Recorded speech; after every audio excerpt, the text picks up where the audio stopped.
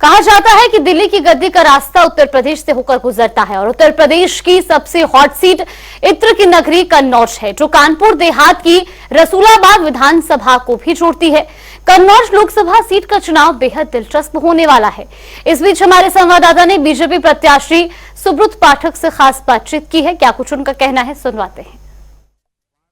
कानपुर देहात 4 लोकसभा सीटों को जोड़ता है और सबसे हॉट सीट कही जाने वाली कन्नौज लोकसभा से अब अखिलेश ने भी नामांकन कर दिया। हमारे साथ भारतीय जनता पार्टी के जो प्रत्याशी हैं सुब्रत पाठक, इससे पहले उन्होंने सपा के गढ़ को भेदा था और उन्होंने अपनी जीत दर्ज कराई थी। इस वक्त वो हमारे साथ, उनसे बात करेंगे कि माहौल क्या है। सांसद जी, तमाम आपने भी बयानबाजी की थी कि अखिलेश जी यहाँ मैदान में और तब मुकाबला टक्कर का होगा और भारत और पाकिस्तान का मैच होगा। अब उन्होंने नामांकन कर दिया, क्या कहेंगे? नहीं तो हमने जो कहा गलत थोड़े ना कहा। भारत पाकिस्तान का मैच होगा। पहले मैच भारत और नेपाल का होने जा रहा था, तो भारत नेपाल का मैच होता तो दर्शकों को मजा कहाँ आता। अब भारत पाकिस्तान का मैच है तो स्वाभाविक है मजा भी आएगा दर्शकों को। और वर्ल्ड कप में जीतती हमेशा भारत ही है। अच्छा, नामांकन के बाद उन्होंने अपने चुनाव प्रचार की शुरुआत जो है कानपुर देहात से की और रोड शो निकाला। इस दरमियान उन्होंने आपको जो बयान दिया था आपने भारत पाकिस्तान के मैच का, उन्होंने जवाब दिया कि वो इस बार बाउंड्री के बाहर है।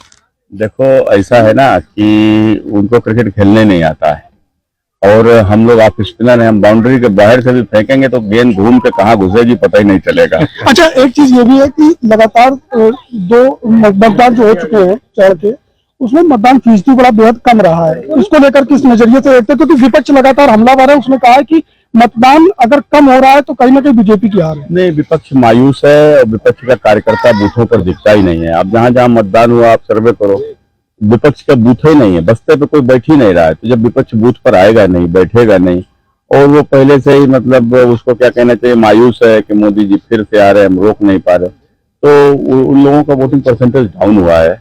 और सबसे बड़ा विषय है कि जो सलमान बुर्का पहन के सलमा का वोट डाल देता था वो इस बार नहीं हो पाया।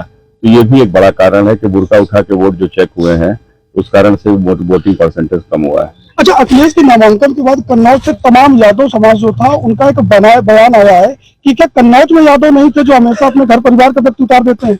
स्वाभाविक है, आज नहीं कल ये सोच तो आएगी। क्या हर आदमी राजनीति करने वाला है? कि हर आदमी को महत्वाकांक्षा नहीं है क्या?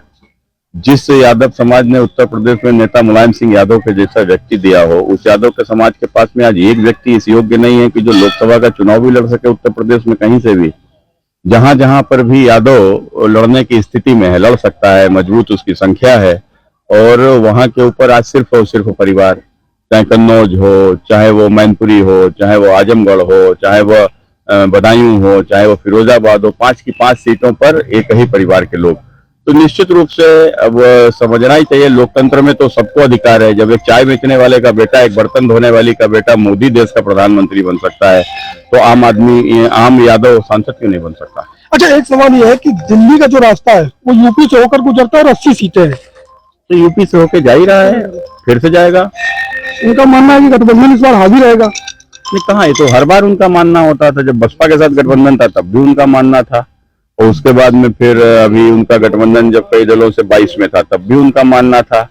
तो उनको सपने देखने का अधिकार है, देखना भी चाहिए। कुल मिला के श्योर है कि 19 की तरह इस बार 24 भी नहीं।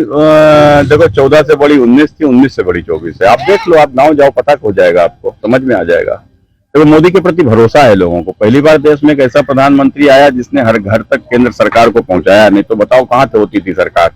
केवल आज गरीब का मकान बन रहा है, पहले बस नेताओं के मकान बनते थे, नेताओं के चमचों के मकान बनते थे। समाजवादी पार्टी में देख लो आप। तो आपसे हमारे साथ कन्नौज भाजपा प्रत्याशी सुब्रत पाठक, उन्होंने साफ तौर पर बताया कि जिस तरीके से मोदी की गारंटी और समाज में उनका भरोसा है, तो 19 से बड़ी जीत 24 की होने वाली है। हालांकि ये तो देखने वाला वक्त बताएगा, 4 जून बताएगा कि आखिर इतिहास कौन लिखेगा, किसके सर पर ताज होगा और किसे हार का चेहरा देखना पड़ेगा। कानपुर से गौरव शुक्ला, जनता टीवी।